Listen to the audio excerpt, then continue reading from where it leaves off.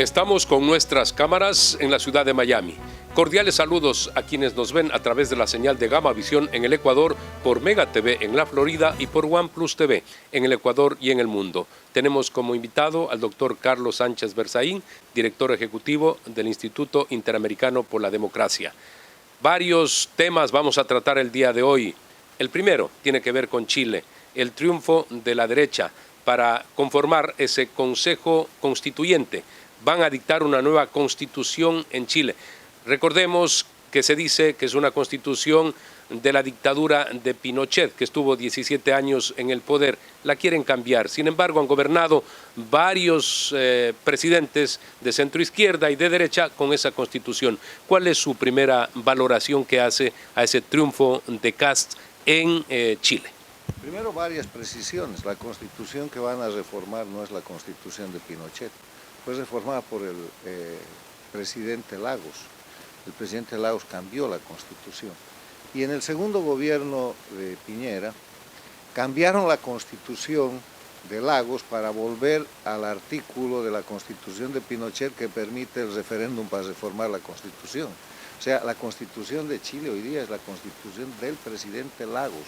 Está firmada por un presidente democrático, de una alianza muy grande de partidos de izquierda y de centro izquierda, y esta muletilla de decir que es la constitución de Pinochet es simplemente propagandística para tratar de generar algo que ha sido tema de campaña de Boric y de su grupo político, tratando de descalificar la constitución. En todo caso, este proceso de reforma constitucional en Chile es muy accidentado, porque primero produjeron los hechos criminales de octubre, noviembre del año 2019, incendiaron Chile a partir del reclamo del precio del metro, forzaron al presidente entonces Piñera a que acepte reformas constitucionales violentas, de la manera que le he explicado, y permita una asamblea constituyente. Eligieron una constituyente que estaba plagada de gente que representa los sectores más reaccionarios en contra de la sociedad chilena. Prepararon una constitución inspirada por Cuba, Venezuela y Bolivia, donde planteaba un Estado plurinacional para Chile. Hacían desaparecer el Senado, hacían desaparecer Carabineros de Chile y una serie de otras atrocidades. Pero el 4 de septiembre del año pasado, el referéndum rechazó por el 62% de votos de los chilenos esa propuesta. Pasemos a Bolivia, su país. Se decía que había un milagro económico, que había Evo Morales manejado excelentemente la economía y la riqueza de Bolivia. Sin embargo, en estos momentos pues hay una grave crisis, incluso no tienen dólares. Mire, el milagro económico lo produjo el presidente Paz Estenssoro el año 1985 con la nueva política económica, y lo desarrolló el presidente Sánchez Lozada con la participación popular, la capitalización social, la reforma de pensiones, el seguro universal materno-infantil. Bolivia también iba rumbo al primer mundo.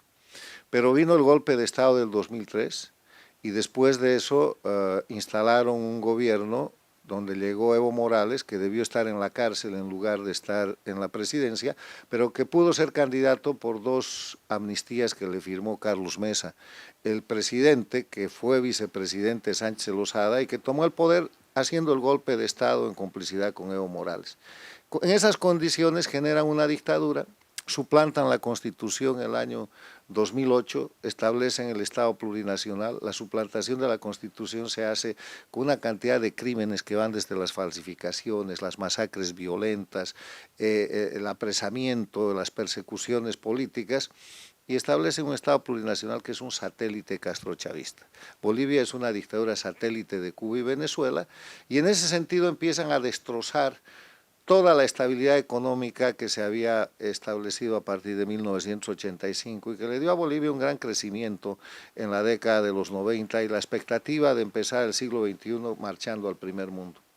Han destrozado todo eso porque han hecho básicamente tres cosas horribles. Primero, han liquidado la flotación del dólar. El dólar estaba manejado por la oferta y la demanda y controlado por un bolsín administrado por el Banco Central.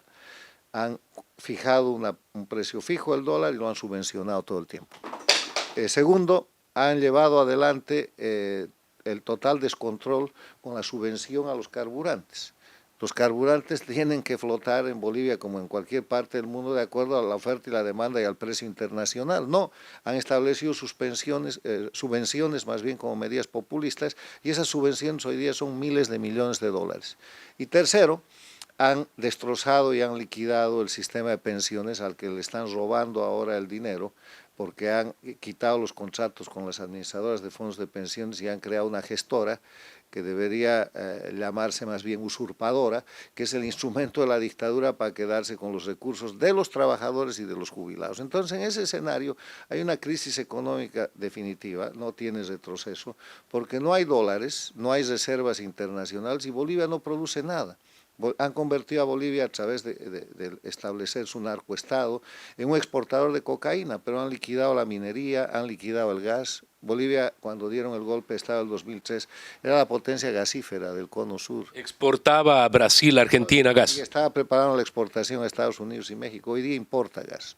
Y están usando los ductos de Bolivia, que eran para venderle gas al Brasil y a la Argentina, para que la Argentina le venda gas al Brasil. Entonces, el desastre es total. Nunca hubo milagro económico, porque en dictadura, con estatismo, con centralismo, con corrupción y con dependencia, enajenando el país para someterse a las dictaduras de Cuba y Venezuela, no puede haber desarrollo. Lo que viene en Bolivia es muy oscuro, es un proceso de crisis, de pobreza y de miseria, porque que lo podemos ver en Cuba y en Venezuela, crisis totales en Cuba, donde la gente no tiene ni para comer lo que debe comer, y crisis humanitaria en Venezuela. Y ya vamos a hablar de Venezuela, vamos a hablar de Cuba, vamos a hablar de Colombia, Argentina. Estamos aquí en la Casa de la Democracia, en la ciudad de Miami. Ha dicho el doctor Carlos Sánchez Berzaín, incluso el análisis no viene si son de izquierda o son de derecha. Hay que ver cómo se administra con lógica, con pureza en los procedimientos para generar precisamente el bienestar para la gente. Vamos a hacer una pausa comercial, retornamos inmediatamente en este espacio de opinión. Inicio de espacio publicitario.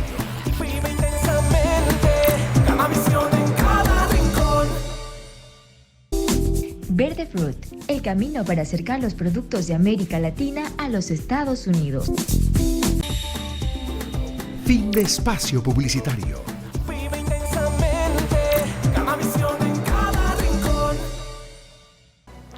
Continuamos el análisis sobre la situación de nuestros países latinoamericanos, aquí con el doctor Carlos Sánchez Berzaín.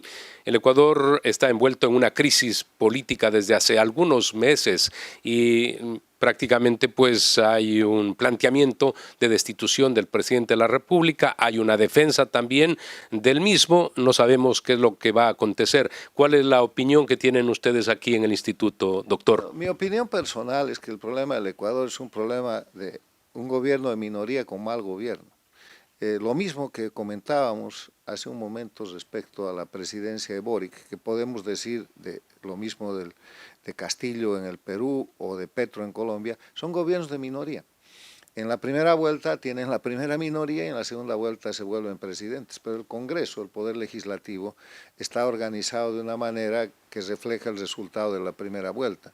Entonces, en la segunda vuelta en este sistema presidencialista vigente en América Latina resulta ser un desempate por penales, que no quiere decir nada porque no cambia el escenario del poder constituido en el Poder Legislativo. Entonces, lo que pasa con el presidente Lasso es que es primero un presidente de minoría, que no ha articulado un gobierno de unidad nacional con un proyecto nacional para fortalecer la democracia, y que encima de eso tiene un mal gobierno que está siendo consumido por el incumplimiento de las obligaciones de gobernar. No ha hecho nada para perseguir el crimen organizado, que tiene sentencia ejecutoriada para Rafael Correa por 8 años de cárcel. No ha operado los mecanismos del Estado para proteger la situación que se ha dado en la Embajada Argentina, de donde han hecho fugar una de las otras condenadas. Y parece que hubiera una zona gris de transacciones o de tolerancias ocultas ahí, que dice muy mal del gobierno y que la gente lo señala. Entonces, lo que la gente no perdona, no importa que los gobiernos o los candidatos o los partidos se digan de derecha o izquierda, la gente no perdona es el mal gobierno. Y estamos en la situación del Ecuador donde, no siendo un presidente de izquierda, estamos viendo un gobierno calificado como malo por la ciudadanía, los negativos son tan grandes como en Chile y como en Colombia y como fueron en el Perú, y los positivos son demasiado pequeños, y ahí es donde las circunstancias se ponen de relieve en contra del gobernante, sobre todo en el Ecuador, después de las consultas populares que se hicieron al mismo tiempo de la campaña regional de alcaldes y gobernadores y prefectos, el nombre que tienen en el Ecuador, gobernantes locales. El tema es que esa fue la gran derrota de Lasso y desde entonces, en mi criterio, está jugando descuentos. Si él no organiza un gobierno de unidad nacional serio para fortalecer la democracia y terminar su periodo, estableciendo metas nacionales que vayan más allá de lo que es su política para poner políticas de Estado en camino, un rato lo van a bajar, porque ese es el mecanismo de la democracia, y lo va a bajar el resabio de la dictadura correísta para reinstalar a Correa, para condonar o darle amnistía o cualquier tipo de figura, repitiendo lo que han hecho en el Brasil con Lula, y rehabilitar a un criminal que es Correa, que estableció una dictadura entreguista y también satélite en el Ecuador. Ojalá no vayan para atrás, ojalá el presidente Lasso tenga la visión de sostener su gobierno con políticas de Estado y con un gobierno de unidad nacional, porque no tiene otro remedio, porque si no va a caer, y va a caer de la peor manera, tendiendo el puente para perder de nuevo la democracia en manos de quienes van a venir a lavarle la cara al crimen organizado que hoy día tiene condena, y van a echar por tierra todo el trabajo importante e inesperado que hizo el presidente Lenín Moreno de devolverle la democracia al Ecuador. Se desprende de su evaluación de que si se salva el presidente es factible continuar, pero con un gobierno de unidad nacional. Muchas veces a los gobernantes no les gusta eso, creen que ellos lo pueden todo. ¿Sería factible en este caso, si superara esta crisis el presidente Lasso, gobernar los siguientes 2 años de forma lógica, como se ha planteado acá, con la unidad nacional? Para superar la crisis debió haber intentado eso y no lo ha hecho. De repente no supera la crisis. En todo caso, el tema es que hay un concepto que se llama gobernabilidad. Y la gobernabilidad quiere decir la capacidad y la generación de condiciones para no solo mantenerse en el gobierno, sino gobernar bien, gobernar con resultados aceptables para la gente. Y eso no existe en el Ecuador hoy día, no existe casi en ningún país de América Latina, no hay gobernabilidad. Y no hay gobernabilidad porque los presidentes se creen que, imbuidos del título de ser el más alto representante del Estado y de la nación, son unos pequeños reyes por 4 o 5 años, y eso no es así. Aunque el concepto original del presidencialismo es reemplazar al rey, el presidente no es un rey, porque en democracia hay separación e independencia de poderes, y depende no solo de lo que puede hacer desde el Ejecutivo, que es la cabeza de las relaciones internacionales, de las Fuerzas Armadas y de las acciones ejecutivas, del poder legislativo y del sistema judicial que está controlando. Entonces, cuando uno es un gobierno de minoría, como lo son la mayoría de los presidentes de América Latina, lo que tienen que hacer es políticas de Estado, no tienen otra manera.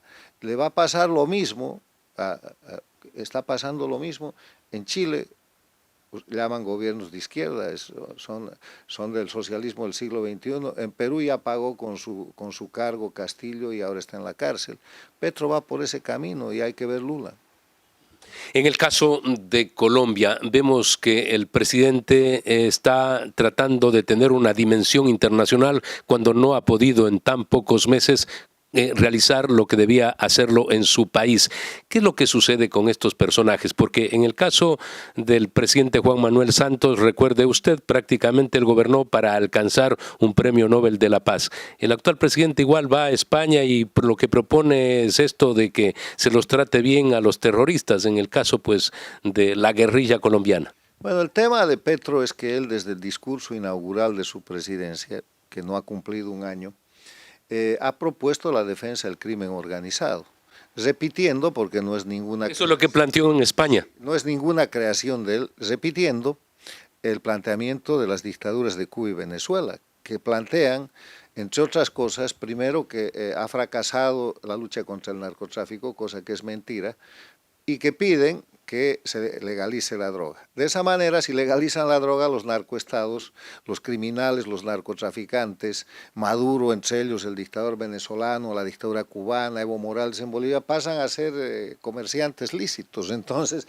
están buscando hacer desaparecer el tipo delictivo a costa de la salud, a costa de la economía, de la sociedad y la juventud de las Américas y el mundo, con un planteamiento que es criminoso. Empieza con eso. Después se expande utilizando las capacidades de relaciones internacionales, abrir la puerta con Venezuela en un acto de alta traición a Colombia.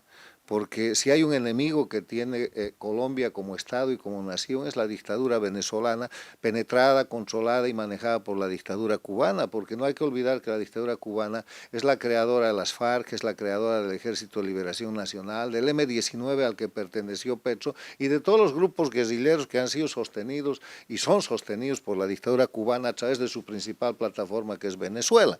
Entonces, en ese sentido, Petro lo que está haciendo es una actitud absolutamente antinacional, de servicio a las dictaduras, como un operador, como un títere, como un ventríloco de las dictaduras del socialismo del siglo XXI, castrochavismo, y está cosechando lo que está sembrando.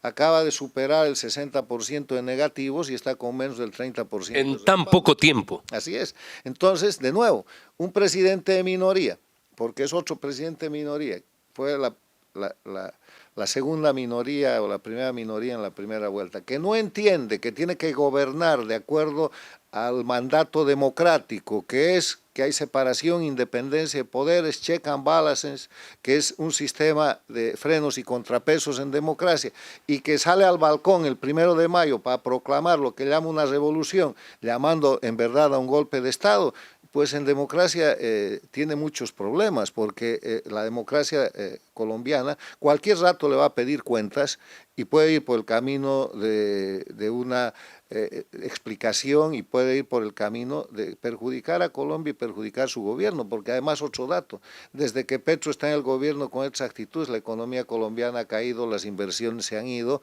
y está haciendo el perjuicio que ya se causó en Chile, que hemos visto en el Perú, que hemos visto en Bolivia. El caso de Venezuela, cuando vemos que han sido apresados miembros de la cúpula del gobierno chavista, madurista, ¿qué lectura se debe sacar? Porque siempre supieron que había saqueo y robo y además involucra a los propios gobernantes que ahora están generando esas purgas. ¿Cómo se entiende esto? El grupo que detenta el poder en Venezuela, lo mismo que en Cuba, que en Nicaragua y en Bolivia, son grupos criminales, no son políticos. Y entonces, en un grupo criminal, cuando se ve esto con la apariencia o la narrativa que ellos quieran presentar, esto es ajuste de cuentas entre mafiosos. Eso es lo que está pasando en Venezuela, porque ahí no hay política, no hay tribunales independientes, no hay presunción de inocencia, no hay ninguna garantía, y además es un ajuste entre ladrones, porque la cantidad de desfalco, de corrupción, y de daño que han producido y siguen produciendo al país más rico de Latinoamérica, que es Venezuela, es ya incontable. Y en ese sentido, el régimen venezolano, liderado además por el jefe del cartel de los soles, que es Nicolás Maduro, que tiene $15 millones de premio por su captura a nivel internacional por narco, poco puede explicar de lo que sea una lucha contra la corrupción, además contra sus socios y cómplices. Eso es un ajuste de cuentas mafioso. Tenemos que hacer un corte comercial. Al retornar vamos a hacer referencia. En Venezuela pretenden poner un impuesto al patrimonio de los venezolanos en el mundo. Volvemos con ese tema. Inicio de espacio publicitario.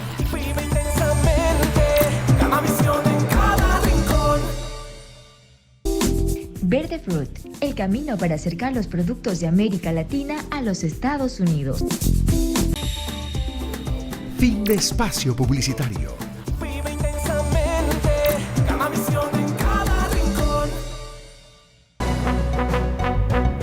En Venezuela, el gobierno de Nicolás Maduro está pidiendo que se haga un registro de los venezolanos en el mundo y que se les haga pagar un impuesto sobre el patrimonio. Cuando se les acusa de que se han robado todo en Venezuela, ¿qué es lo que quieren? ¿Saquear también en el mundo? Bueno, el tema que esto demuestra es la crisis final de la dictadura venezolana. Ya le ha metido la mano a todo, ha destrozado el petróleo, ha destrozado la minería, ha terminado con la capacidad de producción de ese país. Es un país absolutamente importador de todo, como son las dictaduras de Cuba, Venezuela, Bolivia y Nicaragua. Es un país absolutamente dependiente y entonces necesitan dinero para sostener la dictadura. El dinero del narco, porque son narcoestados, no alcanza. Y tienen estas ideas rarísimas de cobrarle impuesto a la gente que han hecho escapar.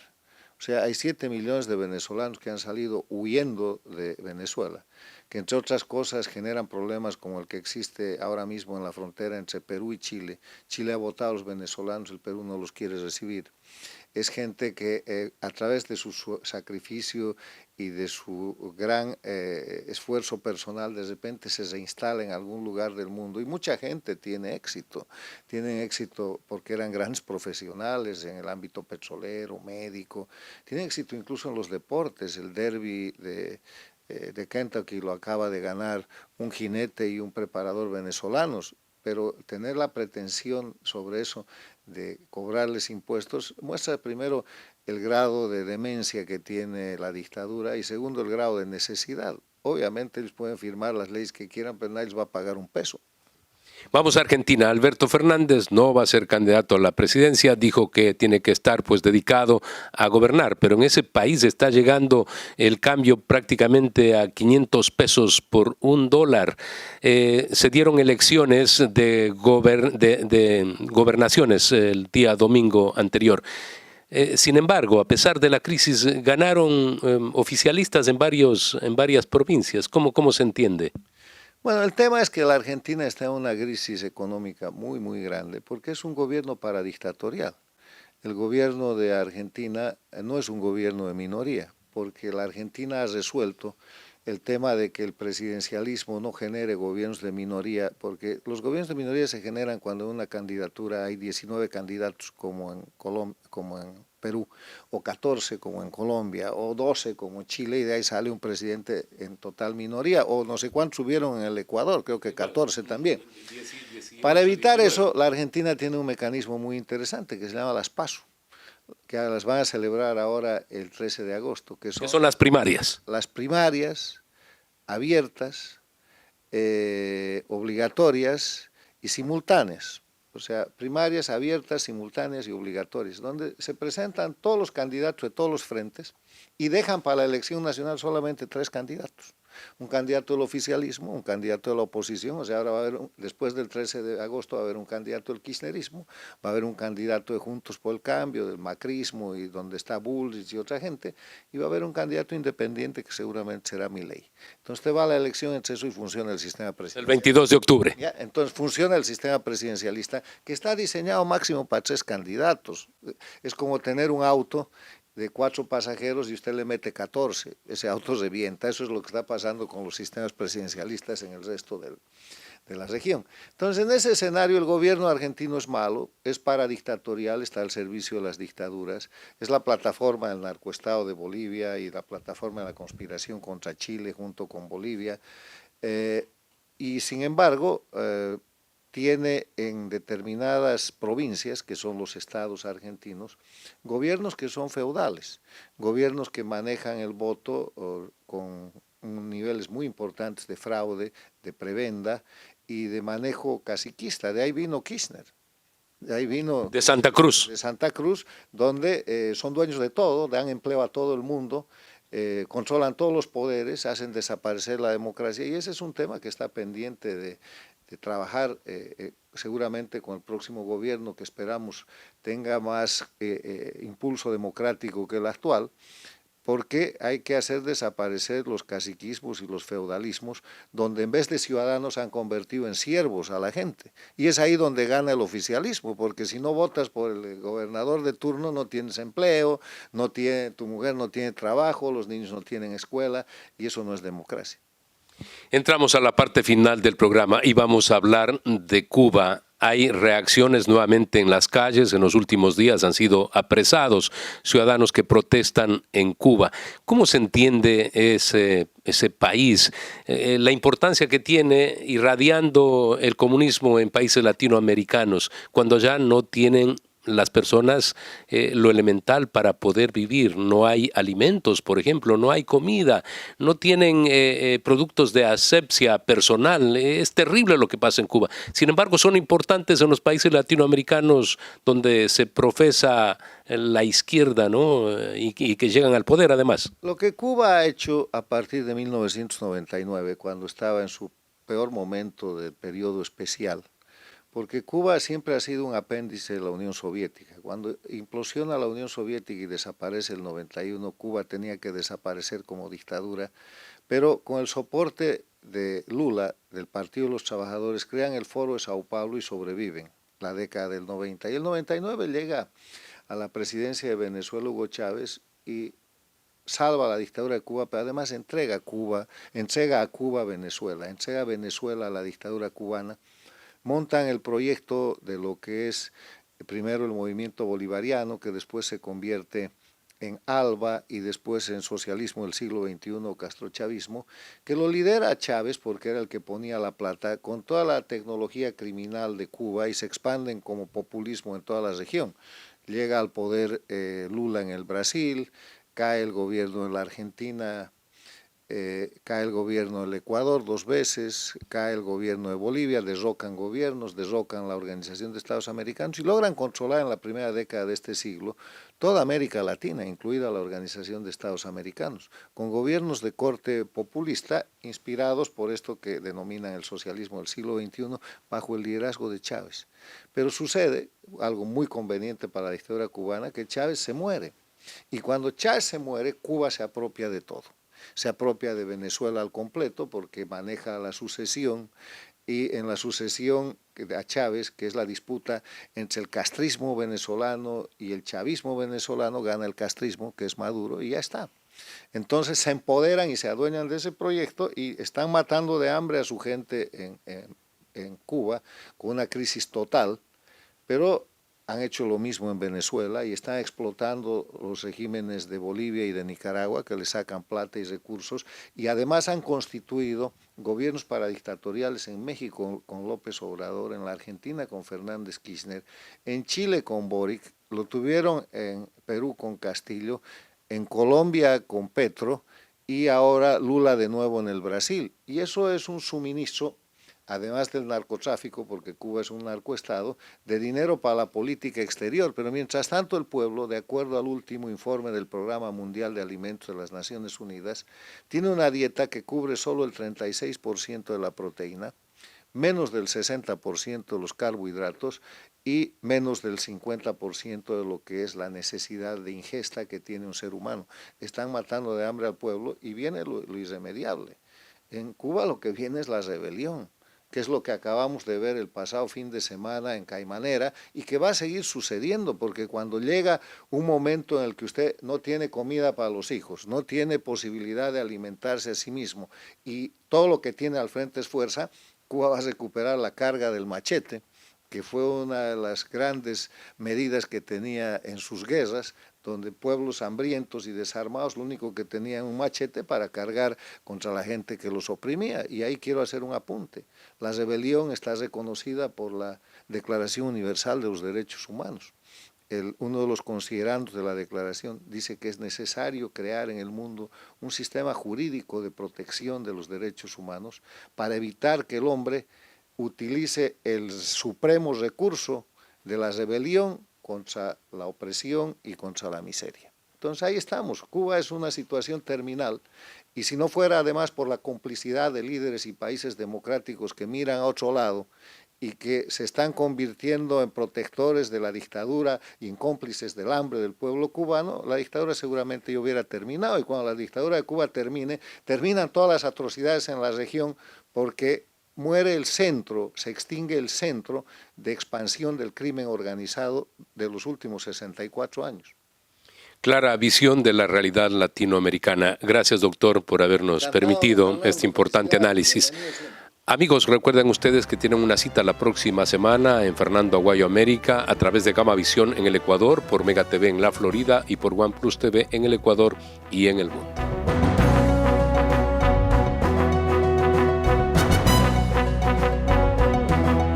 Que verdaderamente cuando uno se encuentra pero muy mal administrado, por lo tanto equivocado o un país que tiene su